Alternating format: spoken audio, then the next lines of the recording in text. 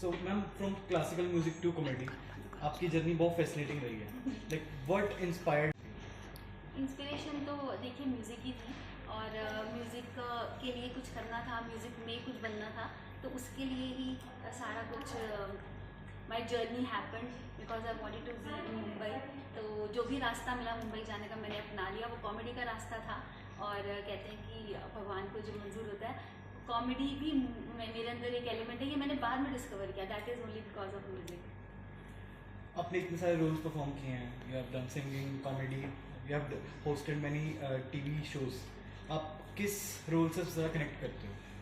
मैं एक्चुअली तो बोलूँ आपको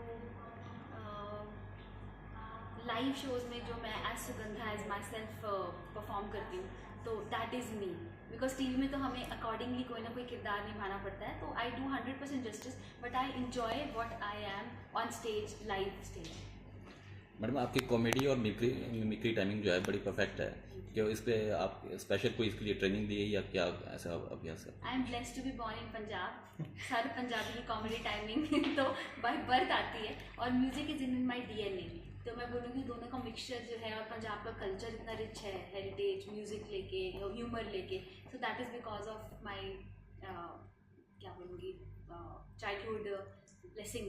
और बिल्कुल मिडिल क्लास फैमिली से आप बिलोंग करती हैं. इतने बड़े मंचों पे आप परफॉर्म कर चुकी हैं, कपिल शर्मा शो में भी आ रही हैं. तो यहाँ से लेके जो आपने सफ़र तय किया है, किन मुश्किलों का आपको सामना करना पड़ा और कैसे आपने अपने आप को उभारा है? ये चैलेंजिंग तो था क्योंकि जब हमने स्टार्ट किया था तो तब कोई फीमेल कॉमेडियंस होते ही नहीं थे और फीमेल के लिए बहुत ही संकुचित सोच थी कि नहीं, फीमेल्स कॉमेडी कर ही नहीं सकते. अब तो बहुत दिस इज़ ग्रेट कि ये जो टाइम है ये बहुत ही अच्छा टाइम चल रहा है. There are lot of female comedians coming up और बहुत अमेजिंग ह्यूमर लेके आते हैं. तो उस टाइम था चैलेंजिंग और वो था कि हाँ, एक फैमिली कंटेंट बनाना है एंड टीवी में बहुत डूज एंड डोंट्स होते हैं, तो उन सबको ध्यान में रखते हुए हम लोग कंटेंट बनाते थे. अब तो कंटेंट बोलते हैं, उस टाइम स्क्रिप्ट बोलते थे. तो चैलेंजिंग था लेकिन मज़ेदार थी. मैम जब सबसे पहली बार परफॉर्म किया था आपने, तो कैसा रहा था आपका, कैसा एक्सपीरियंस रहा था उस समय? सबसे पहली बार जब मैंने परफॉर्म किया था, मैं 3.5 साल की थी और मेरा पहला परफॉर्मेंस स्टेज पर था और मुझे तब याद भी नहीं मुझे कैसा फील हो रहा था. बस तब से मुझे पता चला कि स्टेज है जो मेरा घर है और यही मुझे बस मज़ा आता है. आपको कब पता लगा कि इतने सारे बॉलीवुड एक्टर्स आपके गले में ही हैं, आपके साथ ही घूम रहे हैं? मैं एक बार गला खराब हुआ तो डॉक्टर ने पूछा कौन सी आवाज़ के लिए दवा चाहिए.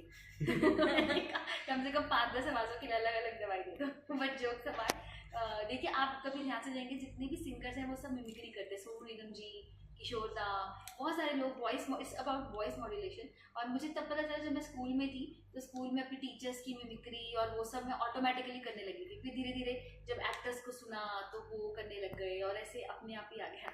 चैलेंजिंग करेक्टर आपको लगता है कि वो मुश्किल होता है मुझे करना, वो कौन सा है? एक्चुअली तो मैं सच बताऊँ तो मेरे को ज़्यादा मुझे बहुत ही कंफर्टेबल इजीली मुझे मैं कुछ भी रिएक्ट हो जाता है by the grace of God. But हाँ, एक वॉइस है जो मुझे करने में थोड़ी मैंने प्रैक्टिस की थी. वो रानी मुखर्जी की वॉइस के लिए मैंने थोड़ा सा प्रैक्टिस किया था क्योंकि उनकी वॉइस हस्की है, थोड़ा बेस की वॉइस है, तो उसके लिए मैंने थोड़ा प्रैक्टिस किया था जब मैं रेडियो में थी.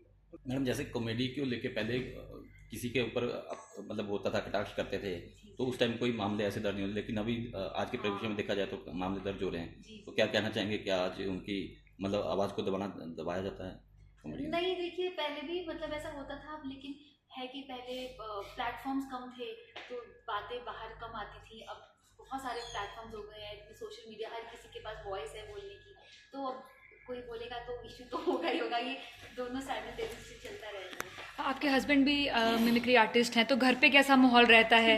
दोनों आपस में मिमिक्री करके बात करते हैं या क्या, कैसा हम जानना चाह रहे हैं? हमारे घर पे ना बहुत फनी माहौल रहता है. मैं आपको बता रही हूँ, हम लोगों की लड़ाई जो होती है वो नॉर्मल हस्बैंड वाइफ की बातों पे नहीं होती. हमारी होती है विग को लेके कि जल्दी खत्म कर, मुझे ये विग पहनी, मुझे ये कैरेक्टर करना है. तो हमारी बेबी जो है, मेरी बेबी, वो 15 मंथ्स की है और उसने अभी बोलना शुरू नहीं किया, उसने मिमिक्री करनी स्टार्ट कर दी है. तो वो सारे एनिमल्स, इन सबकी वॉइसेस निकालते. तो ये हमारे घर का रहता है माहौल. अब फ्यूचर प्लान्स क्या हैं आपके? अब फ्यूचर प्लान्स यही है कि मैं थोड़ा सा म्यूज़िक में कुछ करना चाहती हूँ. अब मुझे लगता है कि जैसे मेरे दादाजी हैं, मैंने बहुत सीखा उनसे. So I am pursuing my doctorate also. Classical का काफ़ी हेरिटेज मैंने लिया है उनसे. तो मुझे लगता है कि अब मुझे कुछ ऐसा करके जो यूथ में क्लासिकल जाए, थोड़ा सा वो वेस्ट नहीं होना चाहिए. तो उसके लिए कुछ करना चाहती हूँ. एल्बम में भी कुछ ऐसा प्लान करूँगी। मैम यूथ के लिए कोई आज सॉन्ग डेलीकेट करना चाहे अपनी तरफ से आप?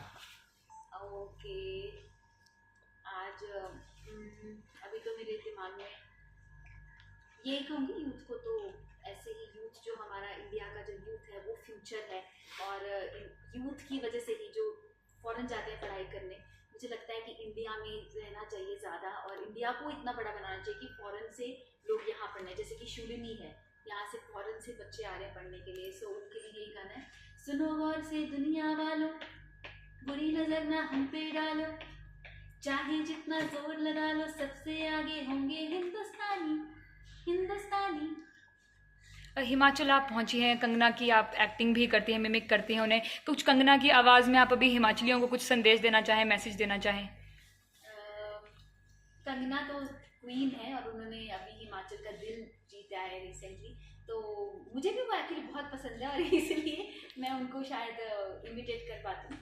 तो यही कहूँगी कि हिमाचल वालों बस ऐसे ही हिम्मत से बने रहो, और यूथ जितना भी है बस आप इस तरह से लगे रहो, और बस अपना नाम रोशन नहीं, रिना मत करो, खान करो, बाकी सब कुछ करो, लेकिन रोशन मत करो। Thank you. Thank you.